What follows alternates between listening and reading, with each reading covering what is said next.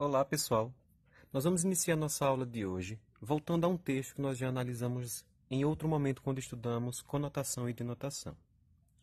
Eu odeio estes pneus, diz a mulher na primeira situação do texto. Nós entendemos que a palavra pneus, nessa situação, não se refere a uma peça de carro, mas sim às gordurinhas localizadas na cintura da mulher. Ou seja, a palavra pneus, ela faz referência a um outro sentido. A palavra pneus tem um novo sentido. Ou seja, sempre que produzimos um texto, seja ele escrito ou oral, é natural nós escrevermos palavras e aplicarmos em frases, ganhando um novo sentido, um novo significado, como no caso da palavra pneus, que se refere às gorduras e não à peça de um carro. Seja na comunicação falada ou escrita, nós empregamos as linguagens conotativa ou denotativa. Podemos aplicar apenas uma, mas geralmente utilizamos as duas, principalmente na fala. Vamos então revisar o que é a denotação e a conotação. A denotação ela está muito voltada ao sentido real da palavra, ao sentido dicionarizado. O pássaro voava pelo céu da cidade. Voava é a ação de voar. Relampejou durante a noite. Relampejou é a ação realizada pelo fenômeno da natureza. Já a conotação ela está centrada em seu sentido figurado, no sentido criativo. O carro voava pelas ruas da cidade. O carro não estava planando no ar. Ele estava o quê? Às pressas, descontrolado, desgovernado. Seus olhos relampejaram de ódio. Relampejaram aqui faz referência ao fato que a pessoa estava sentindo aquele sentimento de ódio muito grande. A palavra relampejar está nesse sentido.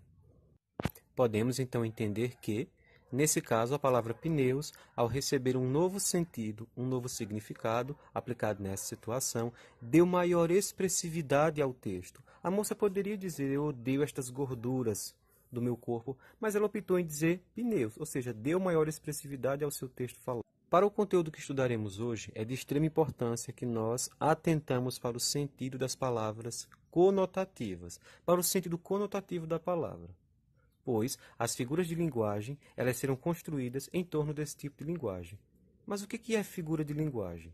Também chamadas de figuras de estilo, são recursos estilísticos que permitem ao texto maior expressividade, ou seja, dá uma ênfase maior à comunicação, deixando-a mais criativa e bonita. Na língua portuguesa, muitas figuras de linguagem ajudam a expressividade do texto. Nós estudaremos duas, a comparação e a metáfora. Começaremos pela comparação.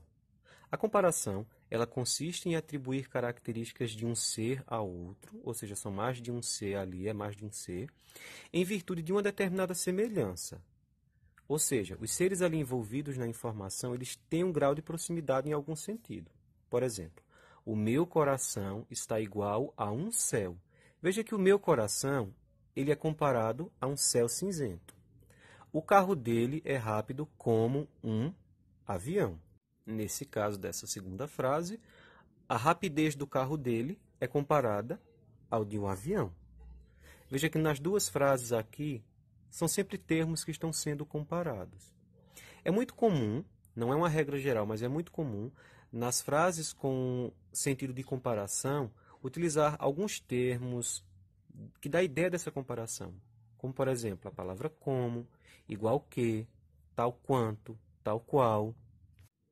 Já a metáfora, ela é o emprego de uma palavra com significado de outra, em vista também de uma relação ali de proximidade e de semelhança entre ambas as palavras ou entre os seres. Essa comparação aqui existente na metáfora, ela fica subentendida, ou seja, ela não aparece na frase. Nós não temos termos de comparação como, por exemplo, a palavra como, igual que, tal que.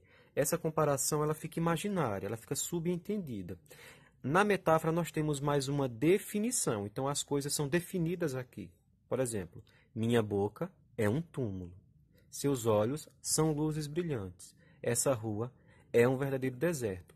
Observe que na primeira frase, a boca é definida como um túmulo.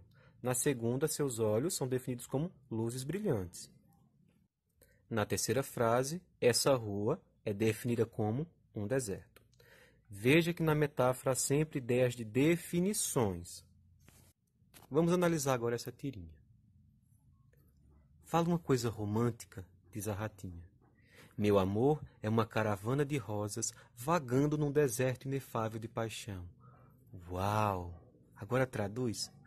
Aí o ratinho diz: agora você já está querendo demais, né?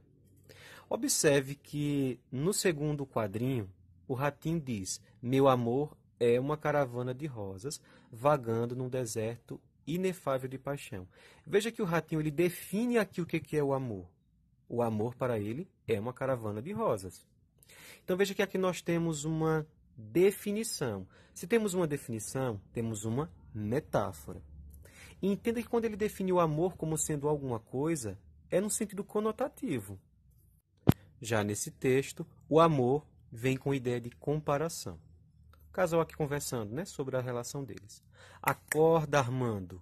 Você não sabe que o amor é como uma flor? Se não for regada e bem cuidada, ela murcha e morre. Hã? O amor é como o motor do carro, Armando. Se não trocar o óleo e não cuidar da mecânica, uma hora ele não funciona mais.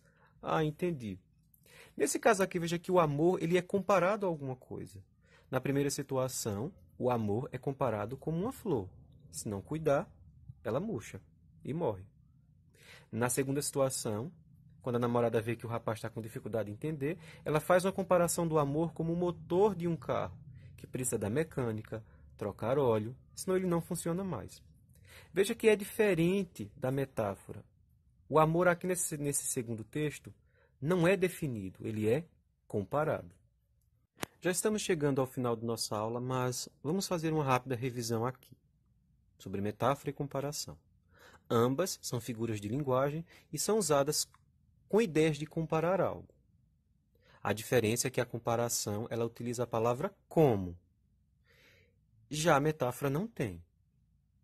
Tá? Então, na metáfora é como um emprego de uma palavra com sentido de comparação. A comparação, como foi falada no início, ela fica imaginária. Vamos aqui para um exemplo de comparação. A última frase, ó, as moças são como flores. Quando eu digo que as moças são como flores, eu não defino, eu comparo. Nós temos ali a palavrinha como, que pode ser também igual a flores, tal qual flores. Veja o exemplo da metáfora. Você é uma flor. A pessoa não está sendo comparada a uma flor. Ela está sendo definida a uma flor. Mas veja, não é uma flor vegetal, né? É no sentido conotativo. Em resumo, vamos sempre pensar na metáfora e na comparação, sempre trazendo linguagem conotativa. Ambas expressam linguagens figuradas.